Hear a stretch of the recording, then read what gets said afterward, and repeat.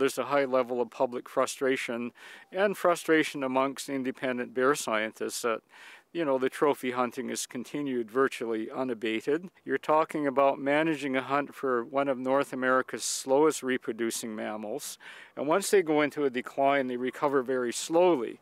Not only are they being threatened directly by human impacts, so they're being hunted, they're now being impacted by persistent organic pollutants, their habitat is being degraded or destroyed, they're now feeling the effects of climate change as well as the loss of their traditional sources of food like salmon.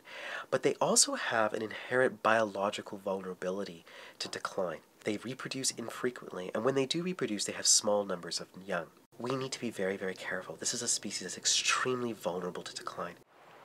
Last year, we had a record amount of grizzly bears killed in this province in the history of record keeping. So instead of the government managing more conservatively, they've actually increased the hunt. The government's calculations allow for 4% of the grizzly population to be killed every year. One problem, however, is that they don't actually know how many bears there are. They base the kill quota on an estimate of 17,000 grizzly bears, whereas many independent bear biologists believe that the population could be less than half of the government's estimate. And if we get that number wrong, we could very easily over-harvest that population. Definitely the government's estimates of the number of grizzly bears is inflated. Largely that's a consequence of the inaccurate methods that the government uses to estimate the number of grizzly bears. Once, a government biologist tried to speak out against what he believed was an overkill of bears.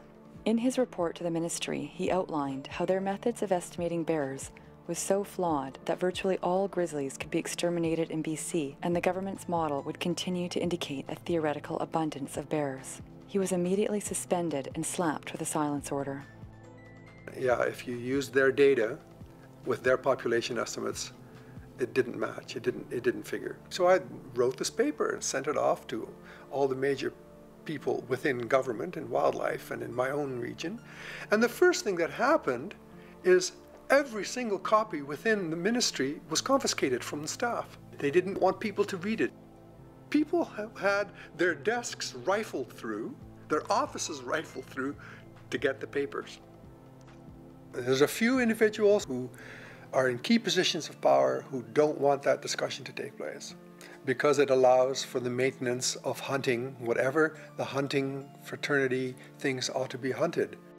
I think the problem is that we're dealing with a bureaucracy that's been built around how do we manage hunters and fishermen. And the world is changing. The Ministry of the Environment's decisions are all based on what man can take from the resource, just as they do in lumber, as they do in oil, whatever. And that's how they view wildlife. Ecosystem management, that is not what they do. We don't know how to deal with a model that does not include extraction.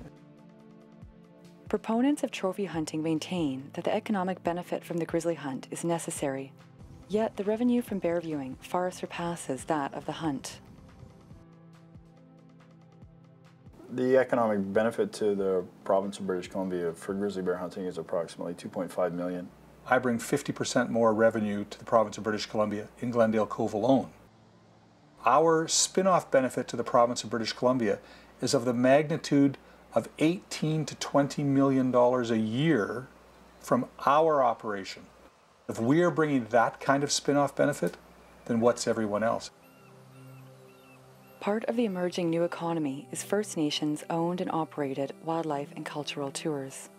In these remote villages, unemployment rates are high and there are few economic opportunities. However, with overseas interest in our wild places on the rise and tourists flocking from around the globe, some First Nations entrepreneurs have taken the initiative to start their own businesses, capitalizing on the beauty and uniqueness of their territories.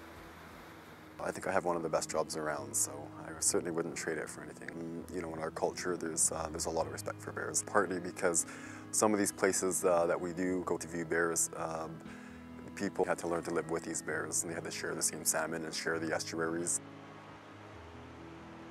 There's a lot of benefits to tourism in the area, people out viewing bears. You know, within our band store, we spend thousands of dollars in our fuel station. The artists benefit, the airlines benefit, the BC ferries benefit.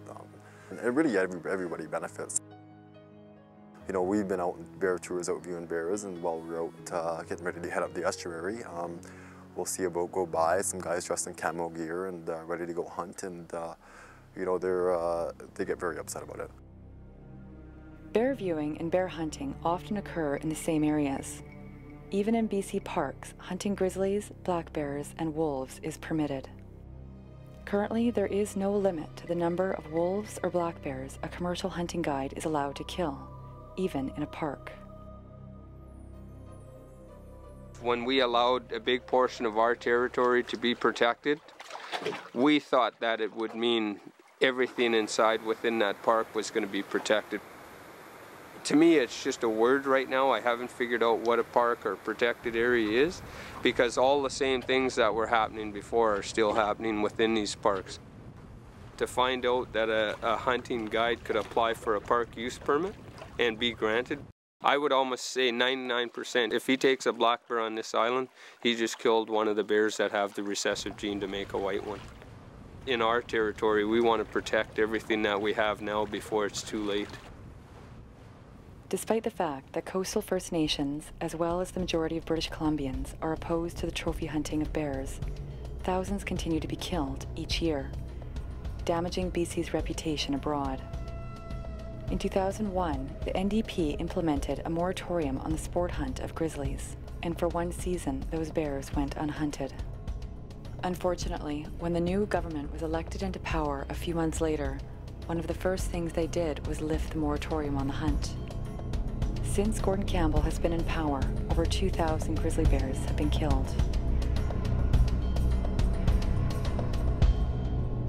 It is time for BC to end the hunt.